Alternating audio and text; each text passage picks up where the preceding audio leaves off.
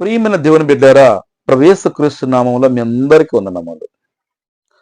మా పరిశుద్ధుడైన మా గొప్ప దేవ, మీ నామముకే మహిమ కలుగును గాక. ఆమేన్.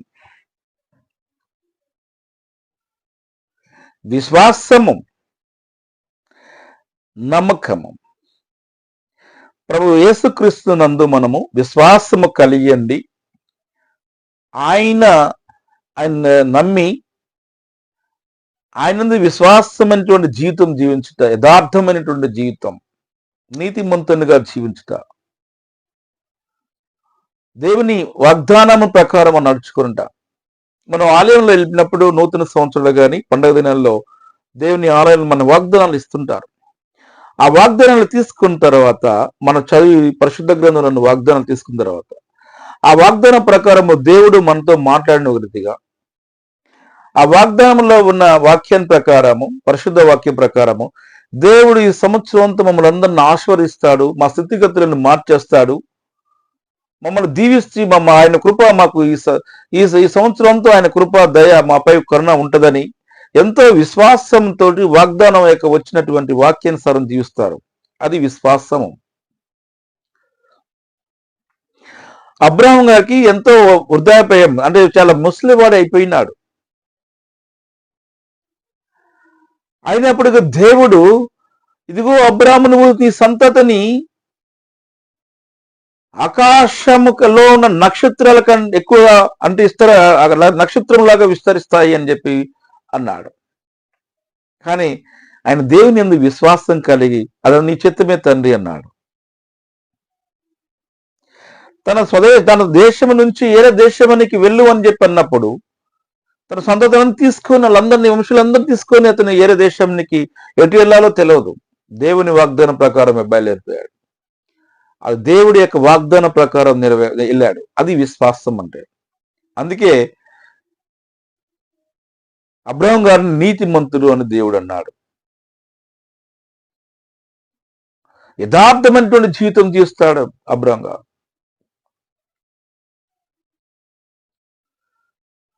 యోబు కూడా తన ధనవంతుడు, చాలా ధనవంతుడు.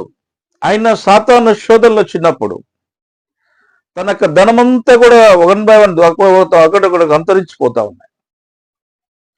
కుటుంబంలో కూడా ఇబ్బందులు వచ్చేస్తున్నాయి, ఆరోగ్యపరమైన ఇబ్బందులు వచ్చినాయి, ఆర్థికపరమైన ఇబ్బందులు వచ్చాయి, బంధువులు దగ్గర దూరం అయిపోయారు,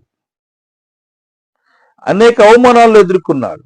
ఆయన దేవుని యందు నీతిగా, నిజాయితీగా, న్యాయబద్ధంగా దేవుని యందు విశ్వాసము, విధేయత కలిగి ఉన్నాడు. తర్వాత దేవుడు అతనికి బహుగా దీవించి, అతను ఎంతైతే నష్టపోయినాడో ఆ ఉన్నదానికంటే డబుల్గా అతనికి ఇచ్చి దేవుడు బహుగా దీవించి ఉన్నాడు. యోబు గ్రంథము 42వ అధ్యాయం 12వ వచనంలో, యెహోవా యోబును మొదట ఆశీర్వదించిన దానికంటే మరి అధికంగా ఆశీర్వదించాను. అతని 14,000 గొర్రెలను, 6,000 ఒంటెలను, 1000 జాతుల ఎడ్లను, 1000 ఆడుగాడిదలను కలిగింది. అంటే దేవుడు మొదట ఉన్న స్థితిగతి కంటే అతను ఎప్పుడైతే అవమానం పొంది ఉన్నాడో, ఎక్కడైతే ఆయన యొక్క స్థితిగతులను విషయాలు దిగజారి ఉన్నాడో, అదే ప్రాంతంలో దేవుడు మళ్ళీ అతని బహుగా దీవించి, ఉన్న ఆస్తి కంటే డబుల్ ఆస్తిని ఇచ్చి బహుగా దీవించి ఉన్నాడు. అది విశ్వాసం. ఎన్ని కష్టాలను రాని, ఎన్ని ఇబ్బందులను రాని, ఎన్ని ఇరుకులు రాని, ఇబ్బందులు రాని, నువ్వు దేవుని యందు విశ్వాసం కలిగి ఉండి, ఆయన యందు నమ్మిక కలిగి ఉండి, ఆయనతో చూస్తూ దేవుడు నువ్వు ఉన్నావని, నన్ను ఆశతో బతుకుతున్నావని ఆయన యందు విశ్వాసం కలిగి ఉన్నావు, నీతి నిజాయితీగా. కాబట్టి దేవుడు బహుగా దీవించి ఉన్నాడు. దానియేలు గారు రాజుని పూజించట్లేదని, ఒక మనుషుడిని పూజించడని చెప్పేసి అన్నదానికి, నేను నమ్ముకున్న నా దేవునికి విధేయత కలిగి ఉంటానని, ఆయన విశ్వాసం కలిగి ఉంటాడు అన్న మాటకి సింహంలో గుహలేశారు. సింహంలో గుహలేసిన తర్వాత వెలుపల ఉన్నటువంటి వారు దానియేలునికి ఏముంది, సింహాలను తినేసినాయి, ఆయన బ్రొక్కలు మొత్తం తినేస్తున్నాయి, కండలు తినేస్తున్నాయి, రక్తం తాగుతున్నాయి అని చెప్పి హేళన చేసుకున్నారు. కానీ దానియేలు గారు మోకాలు ప్రార్థన చేసి దేవుని యందు విధేయత ఉండి విశ్వాసమైనటువంటి ప్రార్థన చేస్తున్నాడు. సింహముల నోళ్లు మూయబడ్డాయి. ఆయన ప్రార్థన చేస్తుంటే ఇవి ఆలకించినాయి కూర్చొని. అక్కడ గొప్ప సాక్షికుడిగా దేవుని యందు నిలబడి ఉన్నాడు.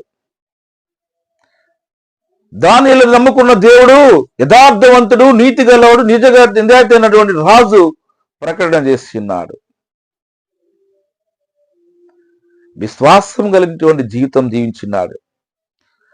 తన ప్రాణం పోతం తెలిసినా కూడా దేవుని యందు విశ్వాసంతో నేను వస్తాను, దేవుడు నా యందు నా పక్షాన ఉన్నాడని నిజాయితీగా తన యొక్క మరి దేవుని యందు విశ్వాసం కలిగి ఉండి ఆ సింహముల గుహలోకి వెళ్ళాడు.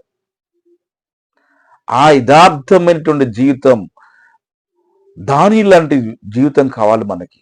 అది కావాలని దేవుని మనం అడగాలి. ఆ విశ్వాసంతో దేవుని యందు ఆ దానియేలు యొక్క విశ్వాసం మనకు కావాలని దేవుని యందు మోకలు ప్రార్థన చేస్తాడు.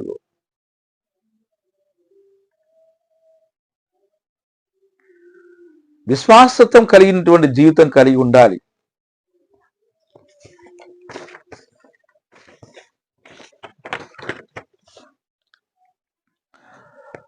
బర్తిమయి అనే అంధుడు ఉండేవాడు. తనకి 2 చూపులు లేక ఎన్నో సంవత్సరాల నుంచి, పుట్టక నుంచి కన్నులు కనిపించవు అతనికి.